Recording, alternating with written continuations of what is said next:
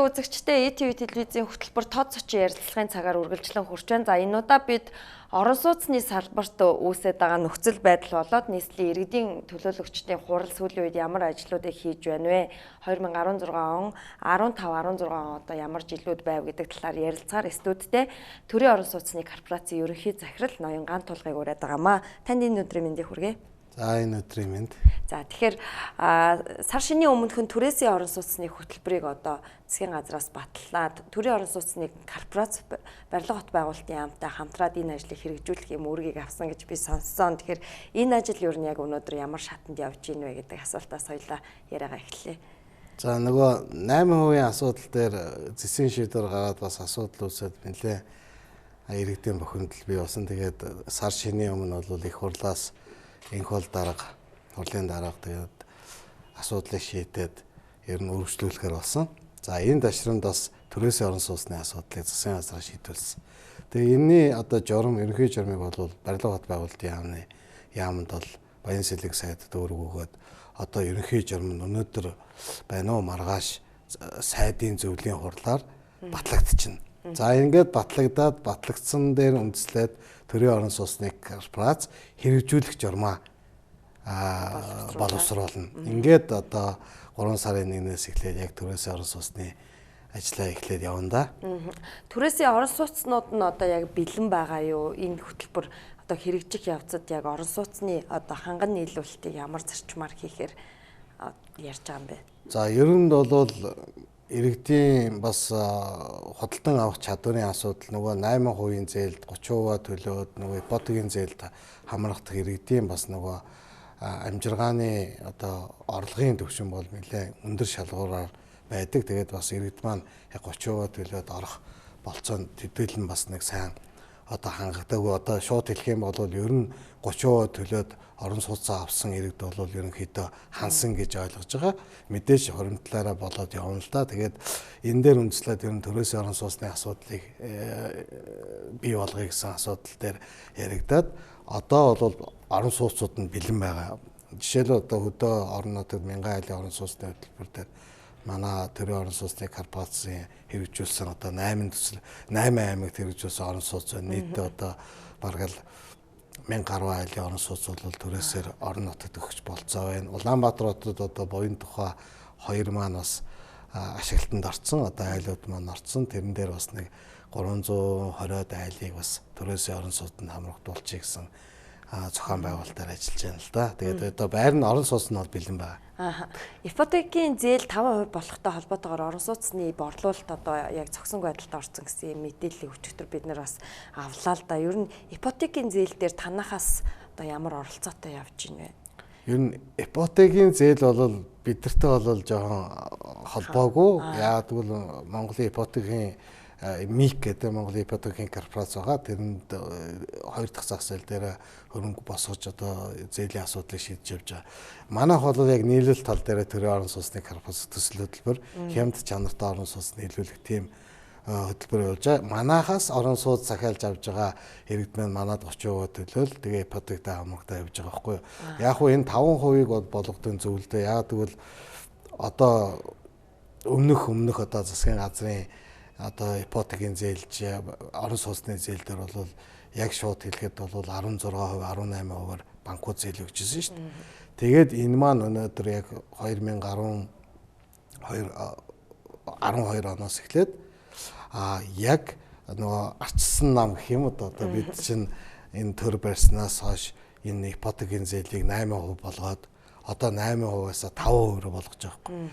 Өнөөдөр яг бодит амьдрал дээр иргэд маань одоо 16% хүүтэй зээл төлөөд байранд амьдарч байсан иргэд маань 8% болоод өнөөдөр тэдний хариуцлага өөртөө бас орлого бас хүүхдтэй бас нэг тал авч өгдөг байсан бол одоо бүтэн тал авч өгөх болцоотой бас нэг нуруунаас нас ачаал авсан байгаа байхгүй юу. Тэгэхээр энэ дээр бол маш зөв шийдвэр гаргасан.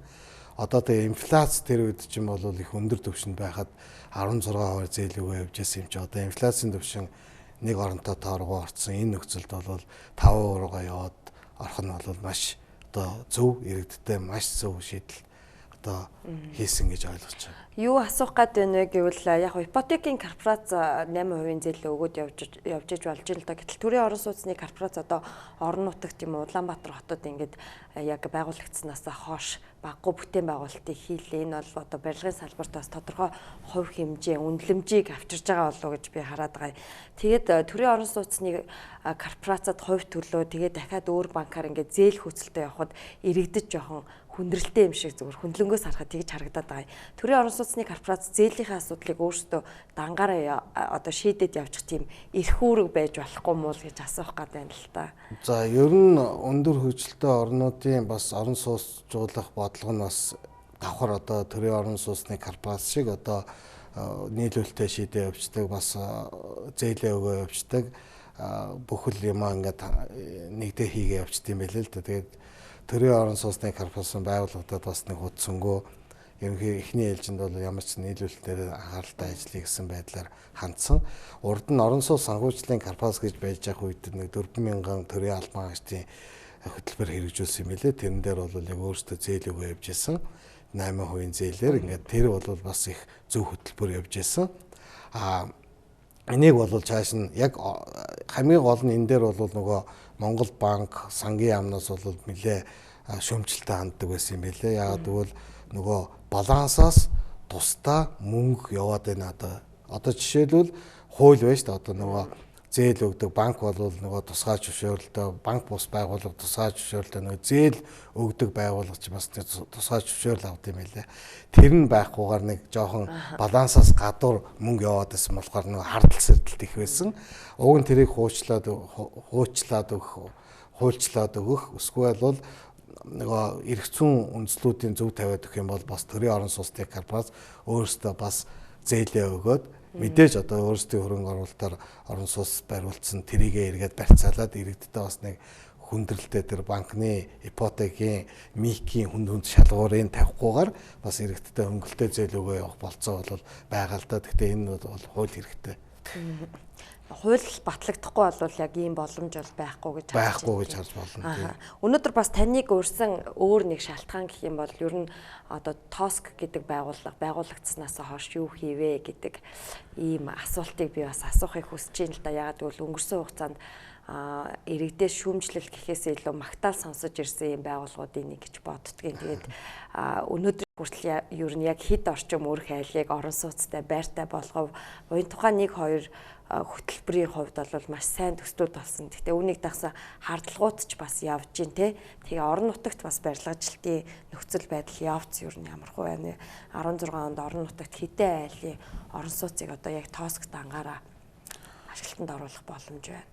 Ер нь Улаанбаатар хот руу бол маш олон одоо хөдөөнөөс нүүдэлтэй одоо нүүдэл их ирж байна. Улаанбаатар хотод бол сууршил их бий болж байна. Утаа маш их үйлдвэрлэж байна. Хүсний бохирдол их болж байна. Усны бохирдол бол бас яригдж байна. Иймэрхүү асуудал болоод ер нь хөдөө орон нутагт аймагтаа те бас Улаанбаатар хотод амьдарч байгаа энэ чанартай те тоглог орон сууцнд амьдрах тийм амьдрах одоо нөхцөл боловсролыг хангах үүднээс ер нь аймаг болгоно 1000 айлын орон сууцны хөтөлбөр хэрэгжүүлээд бид нар одоо 8 аймагт одоо нийтдээ бол 3000 шахуу айлын орон сууц ашиглалтанд өгчөө сууж байна. Улаанбаатар хотод буян тухай 1-2 хороол гээд бас нэлээ 4-5 мянган айлын орон сууцны асуудал шийдэжээ сууж байна. Ер нь бид нар бол байгууллагуудад бас 2 жил болох гэж байна. Энэ хугацаанд бол маш их юм хийлээ. Бас энэ мэдээж яриг одоо энэ хөрөнгө оруулалтын асуудал бол төрийн хөгжлийн банк нөгөө Чингис бондын хөрөнгөөр болсон бид нар зээл аваад Чингис бондын хөрөнгөөр одоо хөтөлбөрөө хэрэгжүүлээд эргээд зээлийн хүүгээр нь төлөө явж байгаа нэлээд том хөтөлбөр болсон. Энэ бол нэг талаасаа бол бас их том амжилттай одоо хөтөлбөр хийсэн. Хоёрдугаар энэ дээр бас хэлэхэд бол Монгол компаниуд нэгтраад зөв менежментэнд удирдлагын доор ороод бүтээн байгуулалт хийх юм бол яг бид нар хийж чадах юм байна гэсэн. Одоо буян тухай 1-2 хөдөө аймаг орон нутгуудад бол нэг ч гадны барилгачин байгаагүй.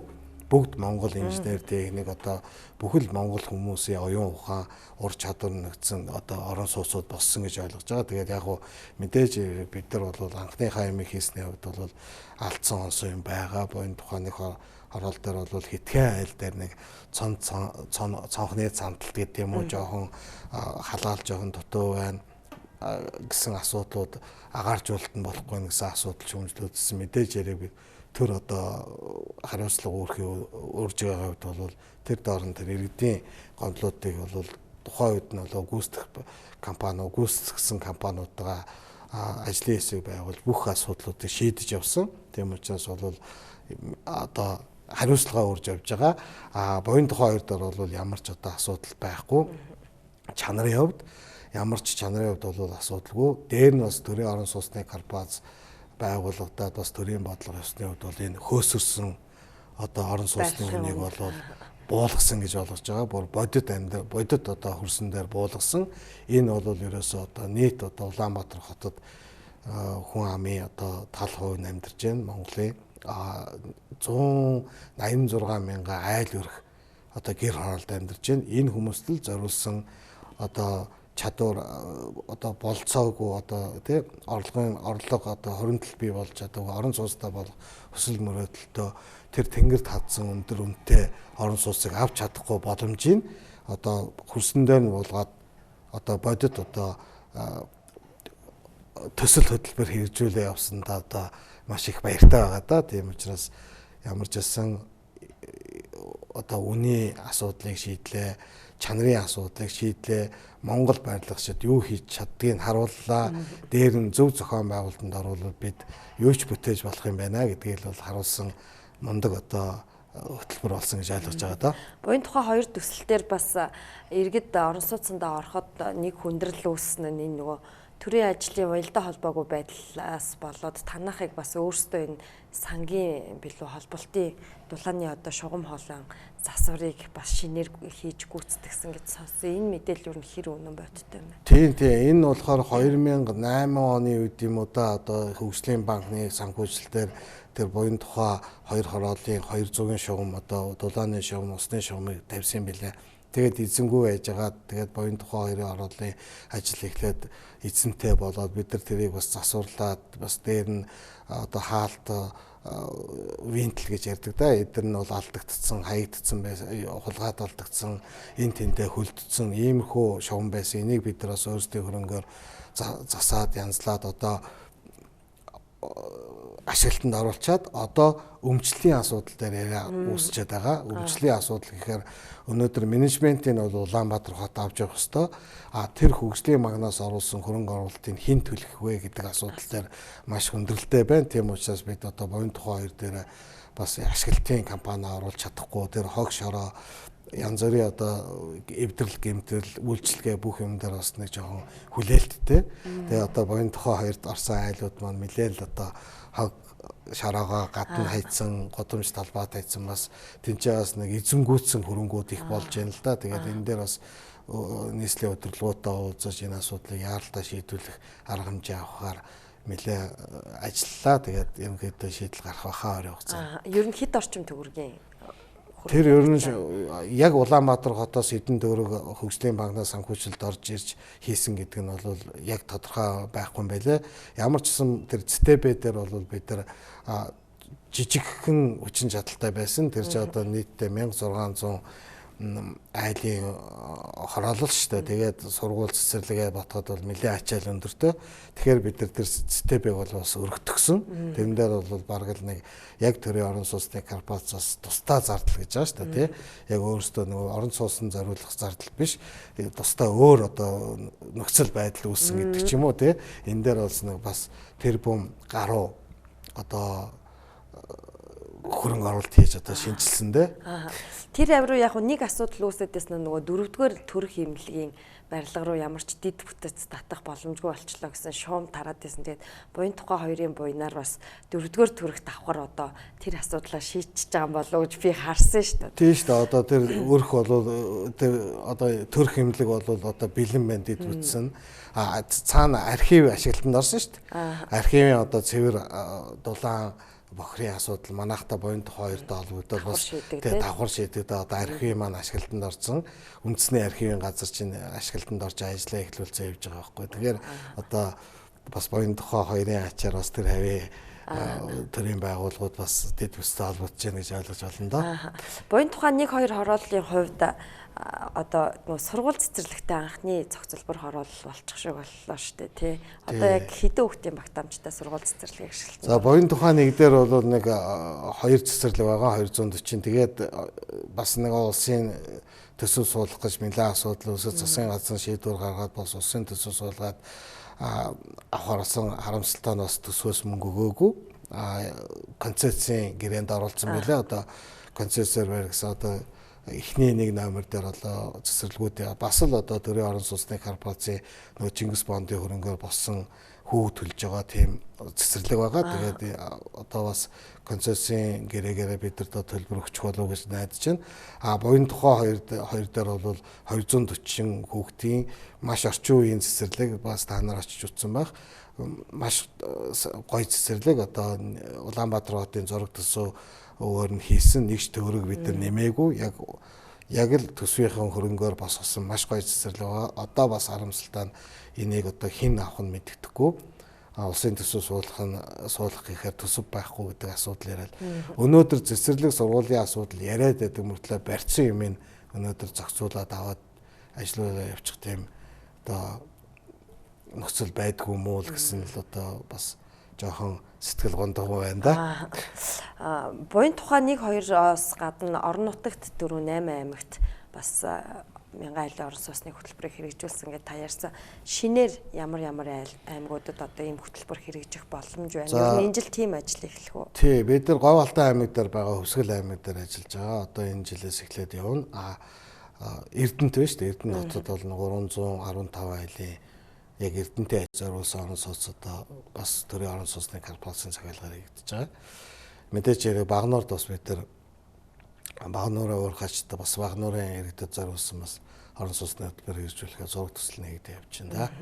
Ер нь ТОСК байгуулагдсанаас хойш тавьсан зорилгоо одоо яг өнөөдөр ингээд бүрэн хэмжээгээр гүйцэтгээд явж гин гэж харж болох уу? Ер нь хийж гэн ер нь цаг хугацаа бол их богинохон байд юм байна хий гэсэн юм. Гэхдээ одоо мэдээ сонгуулийн жил болж байна. Тэгээд яг зорсон хөтөлбөрт бол бид нар хүрсэн гэж ойлгож байгаа. Өшөө бидэрт хийх ажил байна. Өшөө 4 жил бол маш бага хугацаа байт юм байна. Тэгээд одоо ямар ч гэсэн дараагийн сонгуулийн үр дүн дээр ажил маань үргэлжлээд би хэрвээ төрийн орон сууцны корпорацийн захирлаар дахиж ажиллаа явуул өшөө хийх юм ажил байна. Нэг 40 мянган айлын орон сууцыг Улаанбаатар хотод 40 мянган айлын орон сууцны асуудлыг шийдэе гэж бодож байгаа. Энэ маань өөрөө юу гэсэн үг вэ гэвэл дан одоо энэ апартмент барих бишээ. Тэ? Нөгөө хаус, 5 хаус нөгөө орчин үеийн гэр хорооллыг ч хүртэлтэй гэр орчин үеийн 21-р зуунд гэр ямар байх ёстой вэ гэдгийг тэ яг тэр гэрийн дизайныг алдахгүй гэрийн тэр салхивч агаар сэлгэлтийг алдахгүйгээр бүр гэр хорооллын том төсөл буян тухай морингийн даваан дээр бид нар төсөл хийгээд одоо зургандаа орсон ажлын зургандаа орсон байгаа. Бид нар чадвал 5 сарда бид нар эхнийхэнтэй загвар байшингуудыг бариад маш хямдхан одоо өртгөн нь бол ямар ч байсан нэг 20 сая төгрөгөөр орон сууцтай болчих тийм орчин үеийн орон сууцнд амьдрах тийм болцоотой тийм нөхцөлийг бүрдүүлнэ гэж бодож байгаа. Дээр нь бас бид нар сая одоо шинэ сум төслийг хэрэгжүүлэх тийм ажил эхэлж байна. Аймгийн сумдууд дээр бид нар бас шинэ сум ямар байх ёстой вэ? Тэр технологи нь бол технологиор бол гэр хорооллыг бас хаус одоо амны орон сууцтай болох төсөл бас хэрэгжиж болно.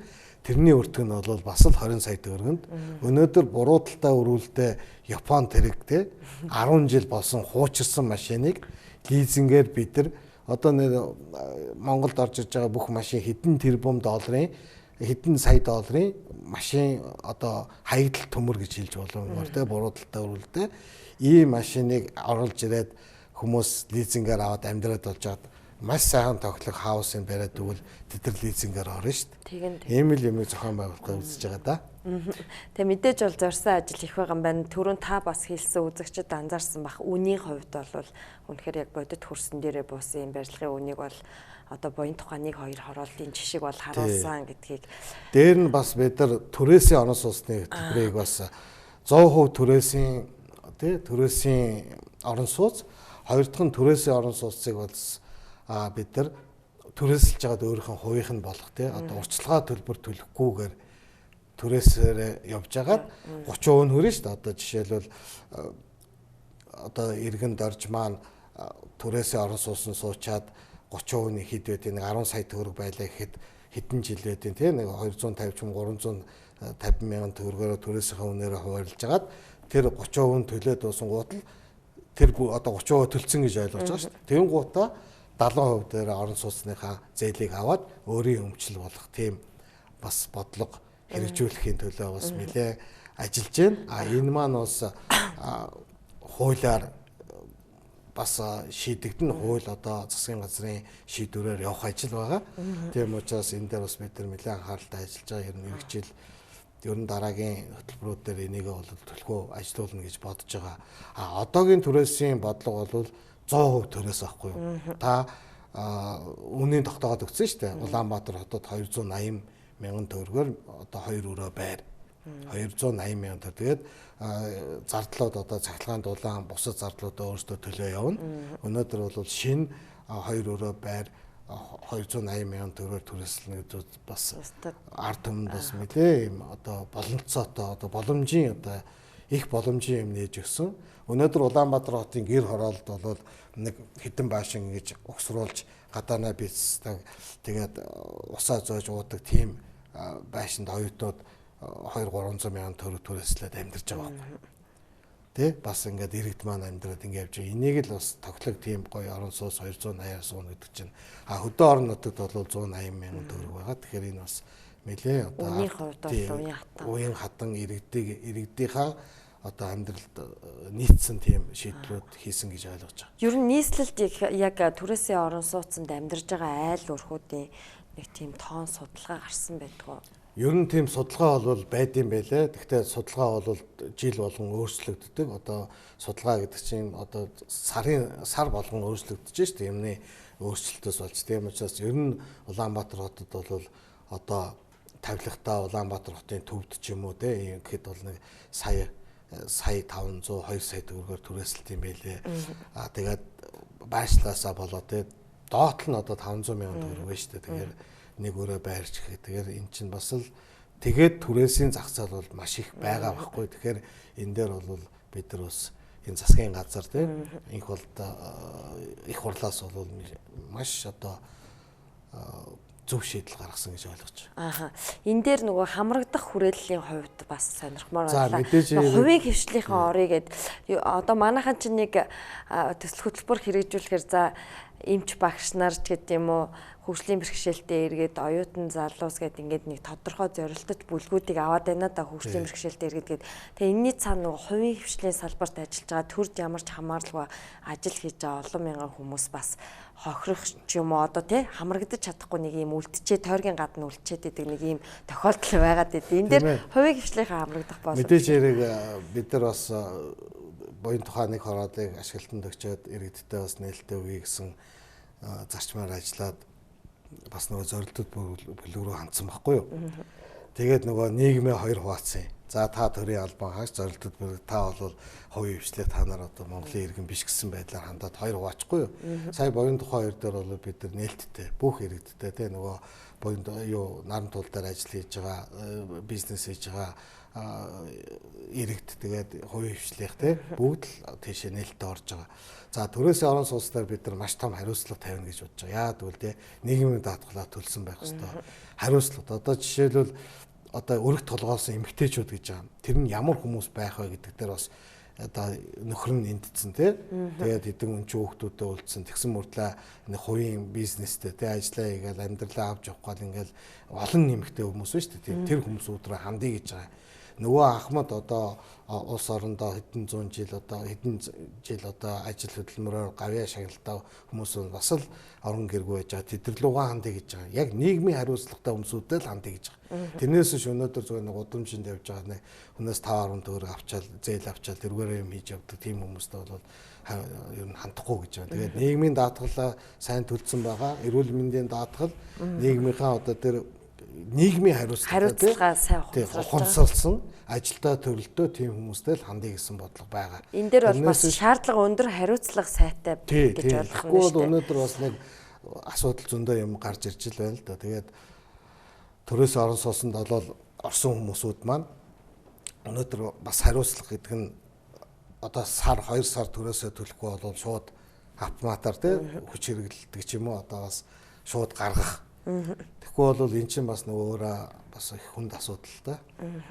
За баярлалаа. Тэгээ ямар ч байсан орон сууцны салбартай за ялангуяа төрийн орон сууцны корпорацаас хэрэгжүүлж байгаа ажлуудтай холбоотой мэдээллийг иргэд бас авсан болов уу гэж итгэж байна. Тэгэхээр үлдсэн хугацаанд би бас төрийн орон сууцны корпорацийн одоо ерөнхий захирал Гантулгын нийслэлийн иргэдийн төлөөлөгчдийн хуралд байгаа одоо тэргүүлэгчдийн хурлын талаар бас сонирхож асуумаар байна. Та нийслэлийн иргэдийн төлөөлөгчдийн хурлын тэргүүлэгчээр одоо дөрөвдөг жилдээ тэргүүлэгчдэд дөрөвдөг жилдээ сууж байна. Тэгээд энэ хугацаанд ер нь яг таны өөрийн одоо тавьсан мөрийн хөтөлбөр зорилго ер нь хэдэн хувийн биелэлт байна. Юуг нэг батлуулчих шийдвэр гаргуулчих гэж бодсон тэр болгон одоо яг ямар бүтэмжтэй явж байна вэ? За төлөөлөгч би буруу хэлчихлээ. Тэргүүлэгч нэг удаа сонгогдсон. Би өнгөрсөн жил бол тэргүүлэгч байсан. Одоо бол төлөөлөгч байгаа. Гэхдээ нийслэлийн иргэдийн хурлын хуралд өнөөдөр бас Батул дарагтай одоо Бат тулга дарагтай ингээд манай арц нам анхудаа одоо нийслэлийг удирдах явлаа шүү дээ. Тэгэхээр нийслэлийн түүхэндээ баг анхудаа шүү дээ. Түүхэндээ анхудаа. Энэ үед бол бидний хийсэн ажлыг бол ард түмэн бол тэр дүүн тавих цаг нь болцсон байгаа. Одоо утахгүй болно. Тийм учраас би бол энэ дээр олон юм ярих нь шин. Яг хөө миний хувьд бол би биокомбинатад одоо биокомбинат сонгон гэдэг дээ. Одоо тэнцээ одоо хар бага настасаа өнгөрөөсөн гэр хороолд өссөн. Тэгээд яг хөө өнөөдөр улаан гэр хорооллын асуудлыг ерөнхийдөө орон сууцчлах асуудлаа нэлээх санаа явсан тэрнийхээ зорилго төрөө явж байгаа. Дээр нь Улаанбаатар хот бол ер нь ямар ч улс орон бол нэг хууль дүрмтэй байт юм билээ. Одоо нийслэл хотын дүрм гэж байт юм билээ. Нийслэл хотын журам гэж байт юм билээ. Нэг Улаанбаатар хот минь нэг дүрмтэй л болоосаа гэсэн сэтгэл байсан. Тэгээд энийхээ асуудлыг шийдээд өнөөдөр Улаанбаатар хотыг дүрмтэй болгосон. Одоо дүрмтэй болгоод эхнээсээ эхлээд одоо Багнуур дээр Налаах дүүрэг дээр ингээд хотын захирагч тий дөрмийнхэн дагуу одоо туршилтын ч гэдэг юм уу тий юмнууд хийгдээ явж байна. Өнөөдөр одоо орон сууцнд амьдарч байгаа хүмүүс маань цайныхаа дээжийг цонхоор ингээ өргөж байгаа байхгүй юу? Энэ доор нь хичнээн хүний эд хөрөнгө байна. Нөгөө сүү тусаачдаг. Тэгээ нөгөө сүүнийх нь толбон арилдгүй. Энэ дөрмгүүл улсын нэг дөрмгүүл хотын нэг асуудал байна. Дээр нь бас одоо энэ Улаанбаатар хотод энэ хэдэн одоо маш их одоо юу вэ штэ замраагүй үйлдэлүүд вэ штэ одоо энэ хашаанууд их байна. Явган хүний тэр зам талбай одоо явган хүний замыг ямар стандарт дөрмөөр хийх вэ гэдгийг л хийж өгч явах. Одоо урдлын засаглалын үед бол дандаа юм халтардаг одоо юм чулуугаар зам хийсэн байгаа. Хэдэн хүн халтарж авч юу? Нэг гялгар нэг юм байдаг да. Тийм учраас энэ боржууруудыг солиод байгаа юм уу? Явган хүний боржуур зам гэдэг чинь хүний уултаа наалд тий ингээд зууралддаг, барьцалддаг. Тэр хүртлийн дөрөмжл одоо дөрөмд оруулж өгөх ёстой юм байна л да. Тэгээд одоо нөгөө нэгнийхээ цонхыг хаагаад байшин барьчихлаа гэж байна. Ногоон талбаагүй баахан шамбаарлсан байшин барьчихж байгаа. Цэцэрлэг сургуулгүй байшин барьчих орон сууцуд зөвхөн нөгөө хувийнхаа ашиг сонирхлын төлөө хийдэг. Энийг л дүрмтэй болгоё гэсэн л том дүрм хийлгсэн. Энийг би бол хийлгсэндээ их баяртай байдаг, сэтгэл их өндөр байдаг. Өнөөдөр хийнэ гэдэг чинь энэ эхлэл байхгүй юу? Эн чинь өнөөдөр ингээ өргөс авсан юм шиг дүрм нь батлагдангуудаа эргэжээд явна гэдэг чинь тий асуудал. Тэгэхээр магадгүй 5 жил 10 жилийн дараа энэ маань Улаанбаатар хот бүр сайхан болсон зэмцгээр ер нь Улаанбаатар хот маш сайхан болсон байгаа шүү дээ. Энэ зам талбай баригдж байна, орон сууц баригдж байна. Энэ дэг журам жаяг тий өнөөдөр Улаанбаатар хотын төвөөр бол хог харахгүй шүү. Өнөөдөр тэр ягаан хантаацсан гэж яриад байгаа шүү дээ. Энэ хүмүүс өдөр шөнөгүй ямар их зам шүүрдэж байна. Ингээд энэ асуудлыг бол нэлээд их гоё өргөн хүрээтэй бол Улаанбаатар хотын иргэдийнхээ төлөө санаа тавьж ажилласан гэж ойлгож байгаа доо. Биокомбинат руугаа яг ямар ажил хийв? За мэдээж биокомбинат маань одоо маш том одоо нөгөө био химийн үйлдвэртэй шүү дээ. Унгарийн тусламжтайгаар баригдсан социалистийн үед одоо малын вакцин хийжсэн. Тэгээ одоо сая Унгарийн ерөнхий сайд ирээд бас нэг шинжилт хийнэ гэж байгаа юм байлээ. Тэгэхээр бас Улаанбаатар биокомбинат маань билээ өнгө төргөө засах байх. Одоо сургууль 70 жил болж байгаа. Манай 10 дугаар сургууль 10 дугаар сургууль шүү дээ. Тэр үед одоо Чечний оройны 10 дугаар сургууль, одоо Хаан улдүргийн 10 дугаар дунд сургууль байгаа. Энэ сургууль маань 70 жил болсон. Одоо нур жоочх нь холгүй байна. Тийм учраас ямар ч хэлсэн одоо шинэ сургуулийн асуудлыг ярьж байгаа. За манай биогийнхэн бол хоккей их тоглоно, хөл бөмбөг их тоглоно, спортлог хүүхдүүд.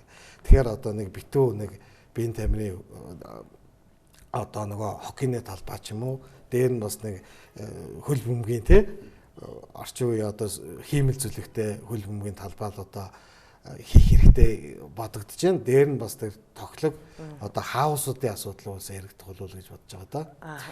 Тэгэхээр ямар ч байсан та одоо төрийн орон сууцны корпорацийн хажуугаар нийслэлийн иргэдийн хуралд төлөөлөгчөөр ажиллах хугацаанд ямар ч байсан өөрийнхөө тавьсан зорилгоодыг бол нэлээд биелүүлээд ирээдүйд бас нэлээд том зорилгоодыг тавиад явж байгаа юм байна гэж харлаа. Бидний ярилцах цаг бас өндөрлөгдөх гэж байна. Би сүүлийнхээ асуултыг одоо бас нэг гэгээлэг асуулт тавиад дуусгачмаар байна. Төрийн орон сууцны корпорац байгуулагдаад зөвхөн байр зараад байсан юм биш байлээ. Өмнө нь бас ингээд урлаг соёлын байд юм уу те, нийгмийн бас ингээд хайр хүндлэлийг хүлээсэн хэрнээ өнөөдөр бас орох оронгүй болцсон байсан, эсвэл амьдрал тааруухан байсан ийм хүмүүст бас байр бэлгэлсэн ийм мэдээлэл байсан. Энэ мэдээлэлээ ч гэсэн та бүхэн нэг олон нийтэд дэлгэж цацаагүй юм шиг санагдсан. Тэгээд ганц нэг одоо нэг жижигхэн мэдээнээс л харахад ер нь бас зүгээр ч нэг ажил хийгээгүй давхар бас буян хийгээд явж байгаа юм байна гэж бодогдчихлоо. Тэгээд бид бас төрийн орон сууцны корпорац манай хамт олон бол маш ийм хүмүүлгийн ажлыг хийдэг. Ер нь бас нийгмийн хариуцлага өндөр ухамсарласан. Бид нар чинь нэг ажлынхаа нэг өдрийн цалин тэгээ одоо 10 сал панцгаа гэдээ яриад байдаг нөгөө гард магнадаар гардаг магсарч уугаад бид нар байрны асуудлыг шийдсэн. Бас нөгөө хөлгөөтэй нэг 3 хүүхэдтэй нэг энэлийн бүлээдэг Пүрбаатар гэдэг тэр хүнд бас байрны асуудлыг шийдэж өгсөн. Бас дээр нь эмнэлгийн асуудал дээр нөгөө зүрх судасны 3 дугаар эмнэлгийн зүрх судасны тасгыг яг нэг өрөөг товчуулаад өгөөч гэсэн санал ирсэн л дээ. Бид нар нэг өрөө товчуулаад би очиж хэвтэх биш те. Бүх ард түмэн л одоо Монгол улсын бүхэл хүнд өвчтөе, зүрхний өвчтөе хүмүүс бүгд л 3 дугаар эмнэлгийг бараадаж ирдэг тий. Тэгэхээр яагаад бид нар энэ 60 хүнийхэн асуудлыг энэ одоо тасгийг бид нар яагаад товчуулж өгч болдгоо гэдэг би уриалсан. Төрийн орон сууцны корпорац уриалсан. Тэгээд барилгын одоо компаниудаа хандсан бүгд л 5 бол 5 сая бол сая төгрөг, 1000 бол 1000 төгрөгөө өгөөл ингээд бид нар тэр эмнэлгийг бол маш гоё зохион байгуулсан. Дээр нь бас ингээд янз янзын одоо хүүхдийн одоо өвчин төлөгдсөн гэж зөндөл ер нь их буйны юм их хийж байгаа. Тэгээд хүмүүс маань сүлдээ манайхыг буйны байгуулах шиг боддог болцсон. Одоо ирээл янз янзын асуудал ярьдаг тийм. Гэхдээ бид бол болох талаас нь хандан тэрнээс бүгдийг одоо бэрчиг бүгдийг хийж одоо биелүүлж явна гэж бас хүндэлтэй. Тэгэхээр бас төрийн орон сууцны корпорацийн хамт олонд бол ирсэн хүмүүс бид нар бас айлуудын гал голомтыг бас бий болгож өгдөг. Хүн болгонд баярлаа гэж боддог. Тэгээд их сайхан хамт олондоо тэгээд сайхан хамт олонтой байгаад их баяртай байдаг. За баярлалаа. Тэгээд өнөөдөр бас бидэнд цаг гаргаж нэг ясны ажлынхаа тайланг тавилаа. Тэгээд танд их баярлалаа. Ямар ч байсан сэтгүүлч хүний нүдээр харахад бол ямар нэгэн улс төржилт сонголт байдаг ч гэсэн сонгуулийн жилд одоо эргээд дүн тавих ч гэсэн яг ингэж хийж бүтээж байгаа хүмүүсээ үргэлжлүүлээд дахиад одоо хийж бүтээх боломжийг олгодог байгаасай гэж хүсэж байна. Тэгээд таны ажилд амжилт хүсье. За баярлалаа. Баярлалаа үзэгчдээ. Тэгэхээр өнөөдөр бид тооцч ярилцлагынхаа цагийнхаа хойморт төрийн орон сууцны корпорацийн ерөнхий захирал Ган Тулгыг урьж ярилцлаа. Дараагийн дугаараар эргөө уулзтлаа. Түр баяртай.